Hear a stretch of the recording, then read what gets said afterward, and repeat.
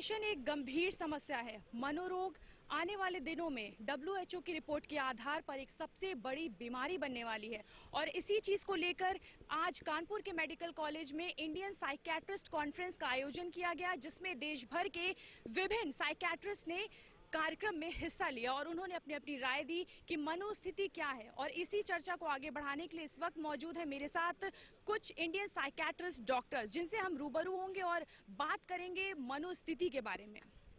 तो सर, बहुत बहुत स्वागत है आपका। मेरा नाम प्रोफेसर माता प्रसाद है और मैं क्लिनिकल साइकोलॉजी में मेडिकल कॉलेज यूनिवर्सिटी जो लखनऊ से है वहाँ से मैं रिटायर हूँ। प्रसाद सर, मनोस्थिति जो इस वक्त है 2017 में लोगों की मनोस्थिति को आप कैसे डिफाइन करेंगे, इस बारे में मैं पूछना चाहूँगी। देखिए, ये हरदम कुछ ना कुछ प्रॉब्लम तो रही है, मगर इस समय इस एनिवर्सरी में आकर के जो है ये बढ़ता जा रहा है। और ये जो है, अभी आपने जो कुछ कहा डिप्रेशन के बारे में, अभी एक रिपोर्ट आई थी 2 साल पहले, उसमें ये था कि जो 5 सीरियस बीमारियां हैं उनमें से डिप्रेशन जो है नंबर 2 पे आ रही है, जिसके कारण से आगामी वर्षों में जो है डेथ ज़्यादा होने वाली है। बिल्कुल, हमारे साथ यहाँ पे चीफ गेस्ट भी मौजूद है, MSV के ब्रिगेडियर राजू। इनसे भी हम जानेंगे जो ब्लू व्हेल चैलेंज आया था, जो टीनेजर्स सुसाइड कर रहे थे, उसको लेकर आपकी क्या प्रतिक्रिया as a Indian psychiatrist? See, India has seen a lot of rapid changes in the socio-economic changes. Youth जो है, younger people, there are a lot of pressure on them to perform. पढ़ना है, कुछ तरक्की करना है, प्रोफेशनल इसमें जाना है। एक तो एक प्रेशर है उनको ऊपर एडजस्टमेंट का। एंड ये सोशो इकोनॉमिक चेंजेस से फैमिली सिस्टम्स भी चेंज हो गया, न्यूक्लियर फैमिलीज हो रहे हैं। Probably parents in urban centres particularly, जहाँ पे ये ब्लू व्हेल का ज़्यादा ये होती है, quality time between parents and children probably not there to the extent which is required. And these are the people targeted by this blue whale unscrupulous person somewhere. Actually, it proves they have to go through steps of 50 odd steps, increasingly serious self-harm, finally ending in suicide. Just to show that you are weak, for no fault of the youth, they are showing that because आप किसी को हुक्म मानते हैं, मतलब आप नीचे हैं, हुक्म देने वाला ऊपर है। सो फेसलेस पर्सन, उसका कोई तस्वीर तो नहीं है ना, दे लगते। So faceless person are influencing the young people to do this acts.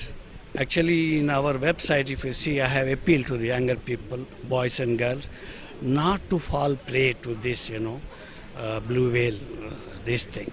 And if they are in distress, because एक बार उसमें घुस गए हैं तो they are trapped into it.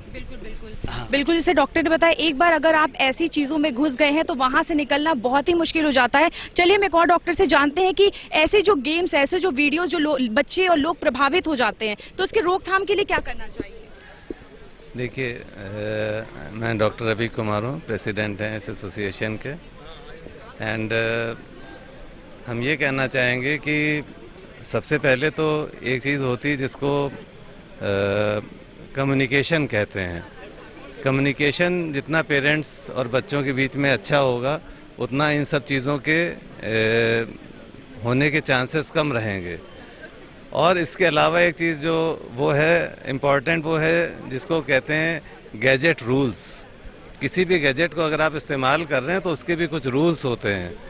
तो आइसोलेशन में अगर बच्चों को स्मार्ट गैजेट्स मिल जाते हैं तो वो एक्सपोज्ड हो जाते हैं बहुत सारी चीज़ों को, जो कि शायद उनको नहीं भी जाननी चाहिए।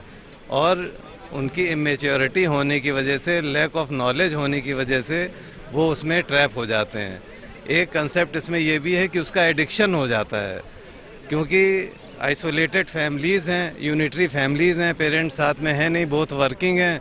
और बाय डिफ़ॉल्ट बच्चा अगर किसी ऐसे बच्चे के टच में आ गया जो कि ऑलरेडी इन सब चीज़ों का एडिक्ट है, तो धीरे धीरे उसमें भी वो एडिक्शन आ सकता है। और जब एडिक्शन आ जाएगा तो उसके जो कॉन्सिक्वेंसेस हैं वो भी सामने आएंगे। उसी का सीक्वेंस है ये सब ब्लू व्हेल्स और इसी तरह के और भी गेम। बिल्कुल बिल्कुल, जैसे डॉक्टर साहब ने बताया, जो एडिक्शन होता है ये नशे के तौर पे काम करता है और ये इंसान की जान भी ले सकता है। इसका सीधा उदाहरण भी हम लोग देख चुके हैं। यहाँ पे मेरे साथ एक और डॉक्टर मौजूद है जिनसे हम जानेंगे कुछ सलाह क्या देना चाहेंगे जो लोग ट्रैप हो जाते हैं ऐसे गेम्स को लेकर, जानलेवा हमले होते हैं, बिल्कुल उनकी जान खतरे पे आ जाती है। तो ऐसे में आप क्या कहना चाहेंगे लोगों से? मैं लोगों से ये कहना चाहूँगा कि अपने बच्चों का ध्यान रखिए, उनके साथ कनेक्टेड रहिए। ये आपको पता होना चाहिए कि आपके बच्चे क्या कर रहे हैं और कब कर रहे हैं। ये ठीक नहीं है कि कमरे में बच्चे बंद हो गए, टीनेजर्स, और उनका जो दिल में आया उन्होंने किया। रात में वो 2 बजे तक जगे, उन्होंने।